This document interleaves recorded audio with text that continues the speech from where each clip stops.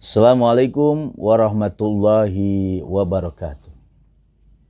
Alhamdulillah, segala puji milik Allah Subhanahu wa Ta'ala yang telah memberikan kekuatan, yang telah memberikan daya upaya kepada setiap manusia, sehingga manusia itu dalam kehidupannya tidak lepas daripada kekuatan Allah dan dayanya Allah Subhanahu wa Ta'ala.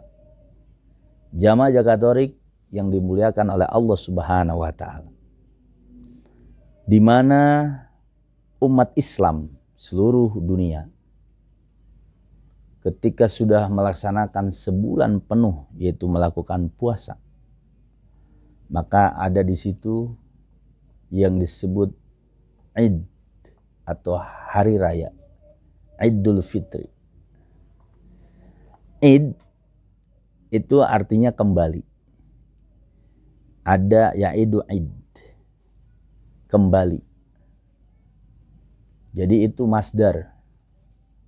Fitri artinya suci.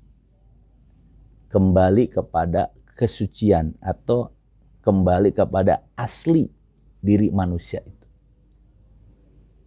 Karena hakikat diri manusia itu di kalangan ahli sufi, khususnya Imam Ghazali dalam kitab Ihya Ulumuddin, bahwa manusia itu aslinya latifah robani. Latifah robaniyah. Latifah itu yaitu ruh halus yang sebangsa Tuhan. Karena manusia itu hakikatnya itu sudah mesra, sudah akrab, sudah ada intim dengan Al-Khaliq, yaitu penciptanya. Yang diciptakan adalah makhluk. Di mana manusia ini pernah hidup ruhaninya berdekatan dengan Allah. Setelah manusia itu diikrar dengan alastu birabbikum, apakah aku ini Tuhanmu? Qalu bala syahidna. Maka mereka menjawab, betul. Kami menyaksikan engkau adalah Tuhan kami. Nah, itu manusia ketika berikrar di hadapan Allah, lagi sebangsa ruhani, ruh, itu dekat dengan Allah. Makanya Imam Ghazali dalam kitab Ihya disebut latifah robani. Nah, maka ada istilah Idul Fitri. Itu kembali kepada fitrah. Kepada fitrah artinya kepada asli manusia. Kepada asli ciptaan manusia itu hakikat siapa? Latifah robani. Kemudian latifah robani ini itu pernah hidup di alam lahut, alam ketuhanan. Kemudian diturunkan oleh Allah ke alam Jabarut. Maka di situ Syekh Abdul Qadir Jalani dikasih baju yang disebut Ruh Sultani. Kemudian diturunkan lagi tuh ya ruh tadi ke alam malakut. Maka kata Syekh Abdul Qadir Jalani dikasih baju yang namanya sebut ruhani atau ruhur runi sironi. Kemudian diturunkan lagi ke alam mulki, ke alam dunia. Dikasih bajunya itu namanya jismaniun atau ruh jismani. Nah, ruh jismani yang sekarang bercongkol di diri manusia itu ruh jismani. Jadi ternyata kalau kita melihat yang disebut Idul Fitri, kembali kepada kefitrahan itu, ya manusia kembali kepada aslinya. Dari di dunia, alam mulki naik ke alam malakut, naik ke alam jabarut, ke alam lahut lagi. Itu yang disebut bahwa latifah tadi, latifah robani, asli manusia itu, dia kembali pada Tuhannya, penciptanya. Yang disebut latifah robani tadi. Nah, latifah robani ini itu yang disebut hakikat diri manusia. Nah, makanya di kalangan ahli toreko latifah, ada latifah. Ada latifah kolbi, latifatul ruh, latifatul siri, latifatul khafi, latifatul akhfa, latifatul nafsi, latifatul qalb. Nah, itu sebenarnya Itu yang disebut hakikat. Manusia itu ada alam latifah atau latoif. Yang sebagaimana dijelaskan oleh Syekh Nawawi Al-Bantani dalam kitab Sulamul Fadail. Jadi makanya ketika orang-orang yang sudah kembali, sebut Idul Fitri, merayakan kemenangan, kalau dalam Islam itu kalangan manusia merayakan kemenangan, maka yang terucap di lisannya adalah Allahu Akbar, Allahu Akbar, Allahu Akbar, La ilaha illallah, Wallahu Akbar, Allahu Akbar, walillahil hamd. Itu yang terucap ketika orang kembali kepada aslinya atau kepada kemenangan. Yang terucap aja Allahu Akbar, Allah Maha Besar. Allahu Akbar, Allah Maha Besar. Allahu Akbar, Allah Maha Besar. La ilaha illallah, tidak ada Tuhan kecuali Allah. Allah Maha Besar. Allah Maha Besar. Segala puji milik Allah Subhanahu wa Ta'ala. Itulah orang yang sudah kembali. Dia sukses melaksanakan puasa sebulan penuh. Bukan hanya puasa awam, puasa khusus dia. Bahkan akan meningkat puasa khusus lebih khusus. Makanya orang-orang yang puasa khusus lebih khusus, ketika mengucapkan takbir Allahu Akbar, Allah Maha Besar, yang lain kecil semua. Dan inilah orang-orang banyak mengucapkan takbir hanya di lisannya doang. Allahu Akbar, Allahu Akbar, Allahu Akbar. Mereka senang bahwa sudah selesai perjuangan. Perjuangan yang gimana? Sedangkan puasa itu adalah perjuangan melawan nafsu. Perjuangan melawan nafsu ini disebut nafsu amaroh, amaroh bisu. Nah dari situ ketika manusia bisa melawan nafsu amaroh, akan berubah dari nafsu lawamah, akan berubah dari nafsu mulhimah, akan berubah dari nafsu mutmainah, akan berubah jadi nafsu radiyah, akan berubah dari nafsu mardiyah, akan berubah jadi nafsu kamil yang sempurna, akan berubah jadi nafsu kamil mukammal, sempurna dan menyempurnakan. Itu Idul Fitri.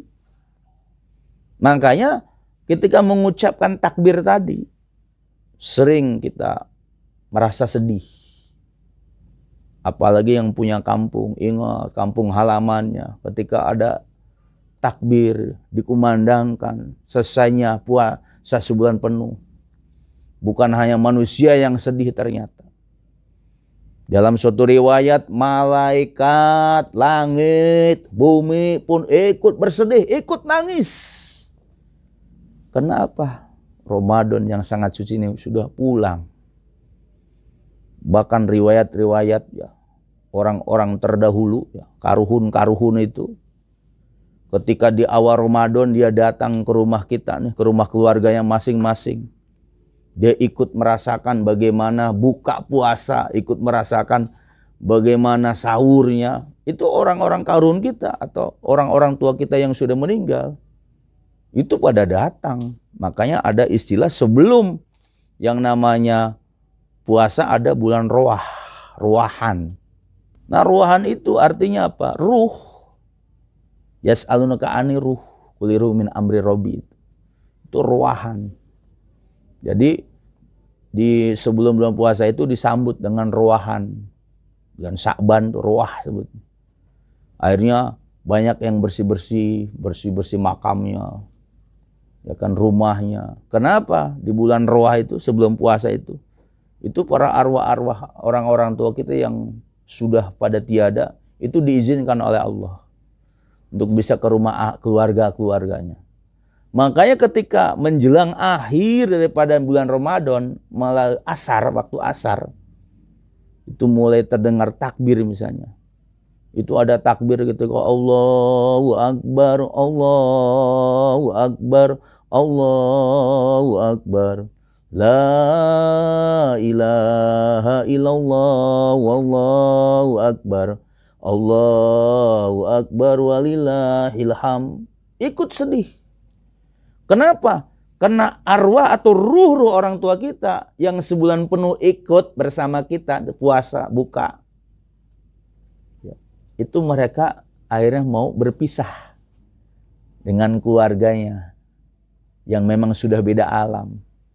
Makanya takbir, kenapa ketika masuk takbir itu mulai sore atau maghrib kita ada sedih, ternyata mereka juga perpisahan. Sudah nggak ikut dengan keluarganya lagi. Sudah balik ke alam barzah. Makanya disitulah ada rahasia.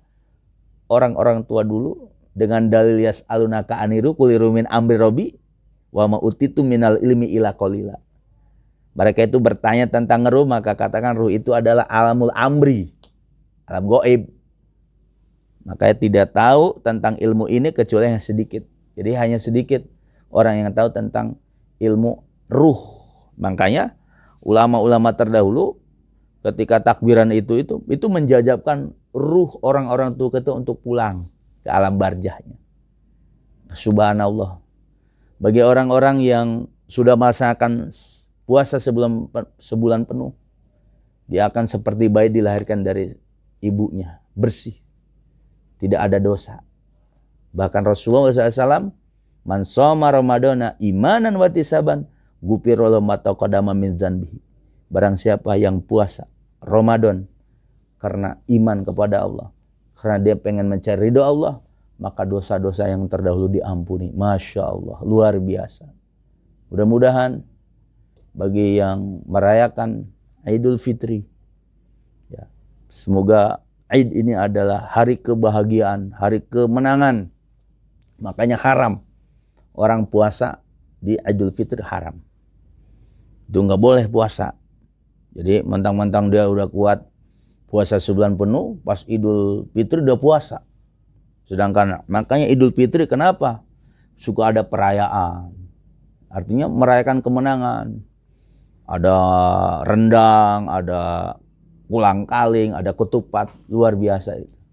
Makanya orang-orang Betawi ataupun orang-orang di desa semuanya udah masuk selikur, 3 likur, 5 likur, 7 likur, 9 likur. Itu biasanya apa? Mereka antar-antar.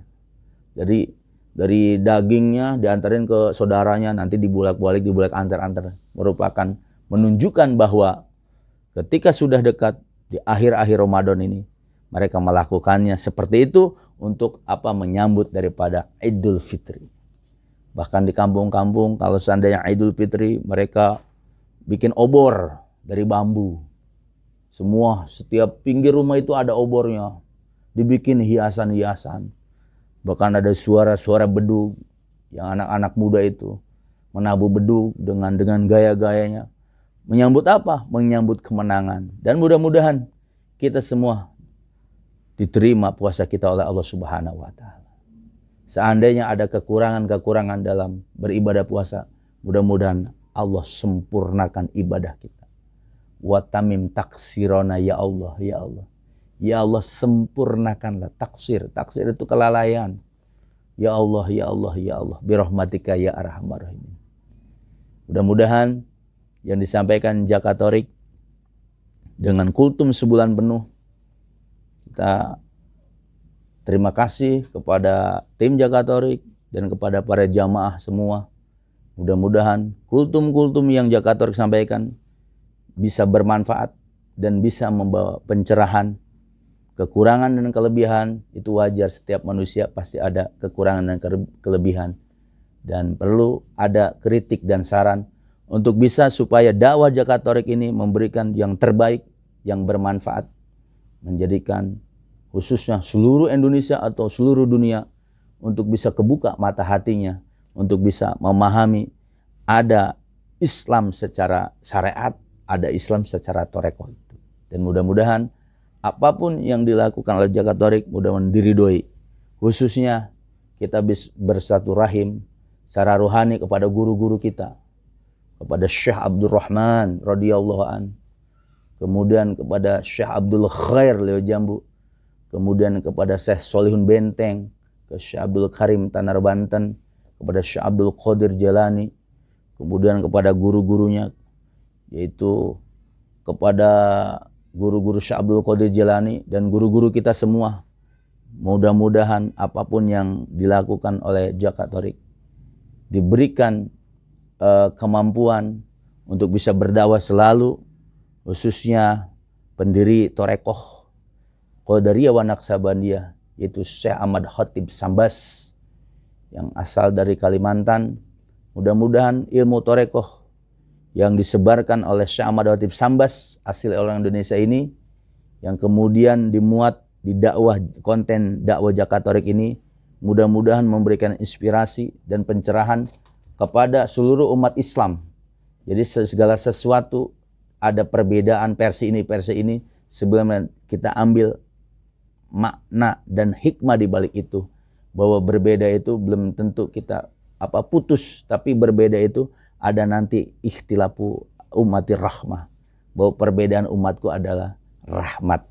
Rahmat di situ artinya ada wacana peluasan untuk intelektual setiap manusia. Jadi berbeda itu belum tentu kita untuk pecah, tapi berbeda bisa bersatu. Mudah-mudahan saya akhiri kultum-kultum yang disampaikan Jakat Thoriq, minta ridhonya dan semua ridho guru-guru, semua mudah-mudahan bermanfaat. Saya akhiri wabillahi taufik wal hidayah. Wassalamualaikum warahmatullahi wabarakatuh.